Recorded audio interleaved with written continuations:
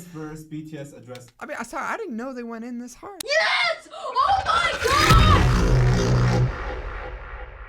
god! Click clack to the bang bang. I'm a boy at the bang tang. Me and you, we would never bang bang. I'm a boy at the bang tang.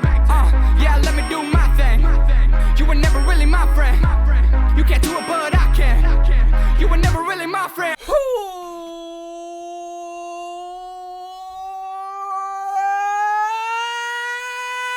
What's going on, K Squad? We're here today to check out DKDKTV.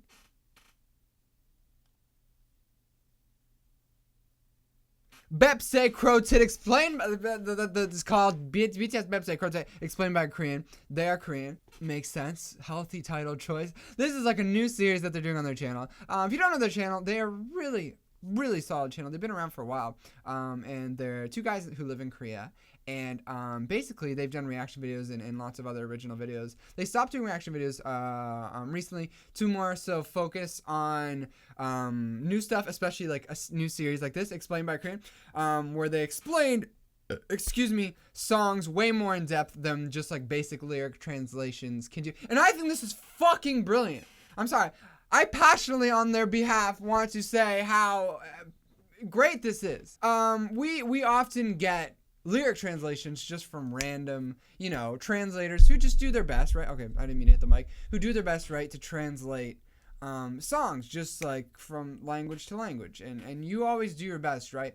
And a lot of times they get translated, and a lot of times we read them and we kind of get the gist of it, but a lot of times there's different, like idioms and metaphors and sort of things that we don't really understand in the language that they are able to explain so well. So I think that's just so awesome that we get to hear like an in-depth explanation from someone who's Korean, who understands the language obviously way better than people like I do, when I don't even. All I understand is the different things I learn and hear. I mean, I try my best, but obviously I do not understand Korean well enough to understand the intricacies of the language. And I've only seen the Dang one, and this is just, like, I'm excited I'm going to keep doing reactions to this because I think it's just so awesome. And I feel like, if you guys aren't able to see it, then you can at least see it through me and learn about it through me, because I think it's really important.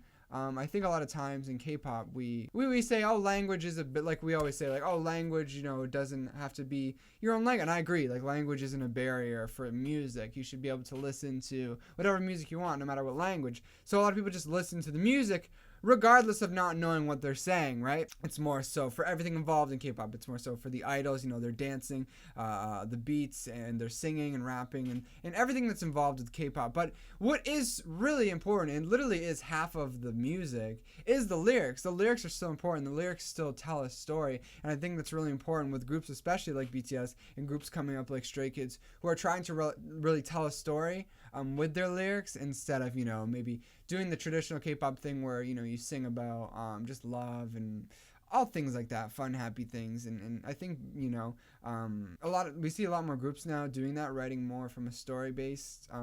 BTS weren't the first to do it. It was basically CROW-TIT back then. CROW-TIT and boys, they started writing about like taboo topics, and I've realized right now that I'm ranting way too much about all of this, so let's just watch it.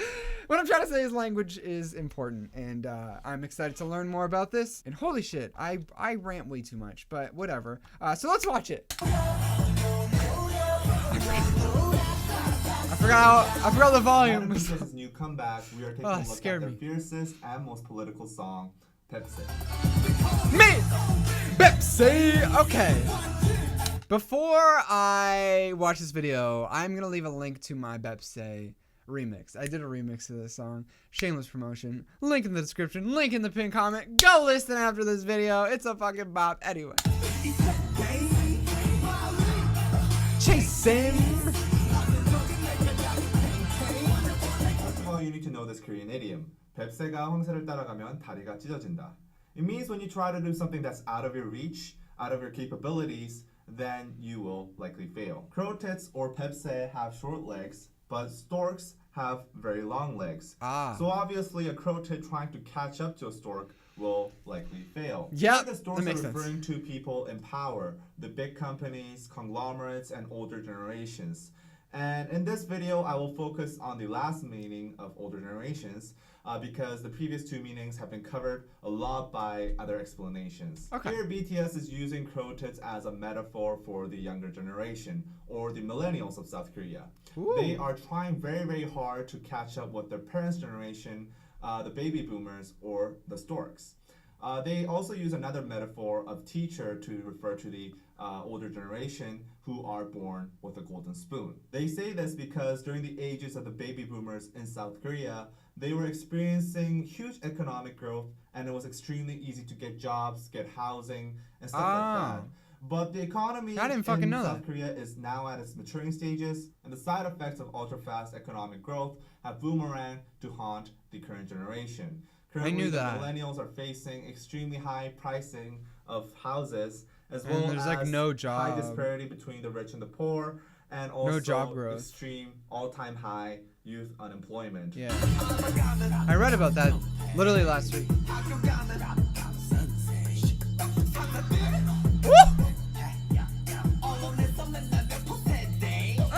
In this verse, BTS addressed I didn't know they went in this hard. the social injustices that millennials commonly face in Korean society.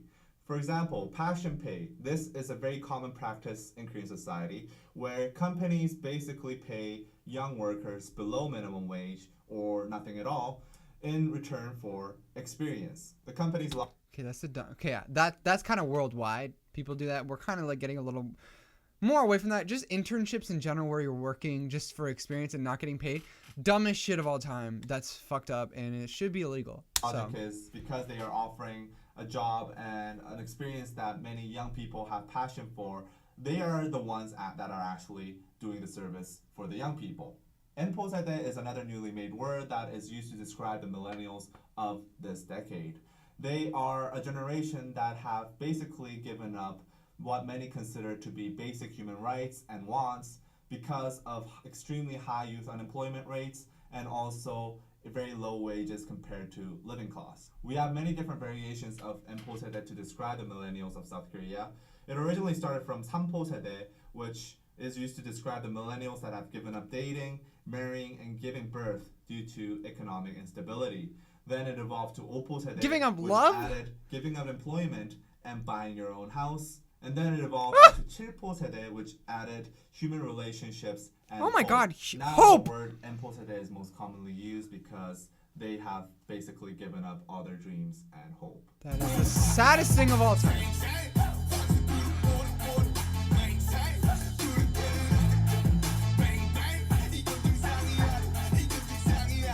In these lines, BTS talks about their I'm wants. sorry, I didn't know. I knew this was like a song where they went at, like, I knew it was a very socially important song. I didn't know it was this deep. So this is really cool. To change the system. The word 정상 in the last lines has a double meaning. First, it means normal, and second, it means top. So basically, not only is BTS talking about how this is not a normal situation, society is sick, but also they are saying we are not at the top yet and we have to push further.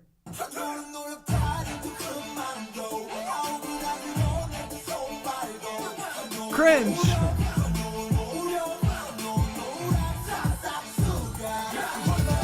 Tell him! Fucking tell him! The older generation blames the millennials for their struggles, saying that it is due to a lack of effort.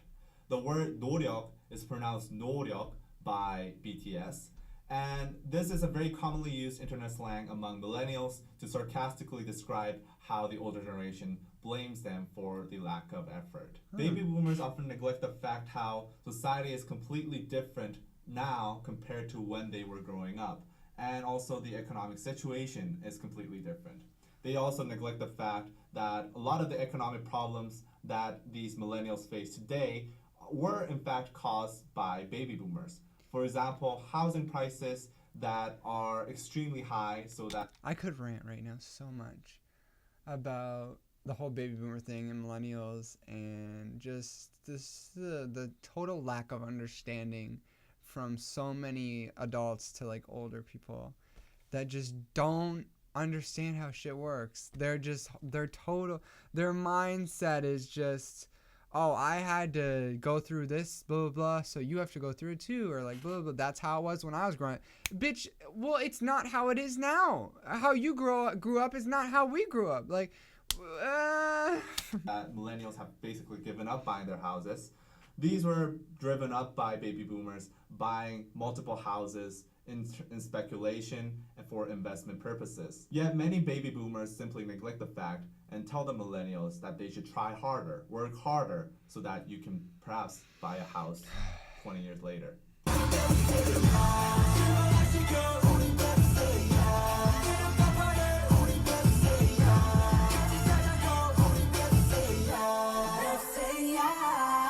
the surface level, these lines just simply seem like a cry for help, a call for a helping hand. However, the word BAEPSAE in the very last line is a very clever play on words. of course it is. Basically, this Course word it is. would sound like a curse word to the Korean ear. It sounds very, very similar to shipseya or keseya, which are both very serious curse words in South Korea. Okay. So not only are they crying for help, and not only are they asking the CROW-TITs to unite, but they are also calling the older generations.